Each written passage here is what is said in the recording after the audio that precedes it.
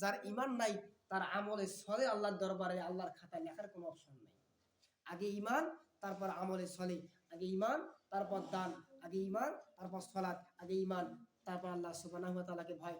যদি বা আল্লাহ তাআলা অন্যত্রে বলেছেন যে হে মানুষ সকল তোমরা আমি আল্লাহ তাআলাকে ভয় করো, ইয়া আইয়ুহান নাস ইত্তাকুল্লাহ, অনেক জায়গায় বলা আছে। তবে রমাদানের যে আলোচনার বিষয়, ঈমান আনতে হবে, সিয়াম পালন করতে হবে, আল্লাহ সুবহানাহু ওয়া তাআলাকে ভয় করতে হবে। যেহেতু সংক্ষিপ্ত সময় আমরা একটু জানলাম যে আল্লাহ সুবহানাহু ওয়া তাআলা ইহকালীন ফায়দাটা আমাদের জন্য কি দিয়েছেন। ফায়দা মানে হচ্ছে উপকারিতা।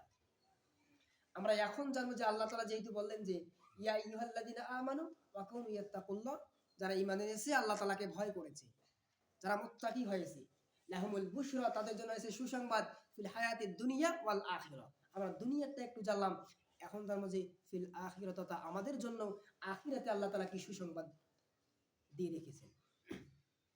আল্লাহ সুবহানাহু ওয়া তাআলা বলতেছেন সূরাতুল জুমার, ওয়াসিকাল্লাযী তাকা রাব্বাহু মিনাল জান্নাতি যুমারা,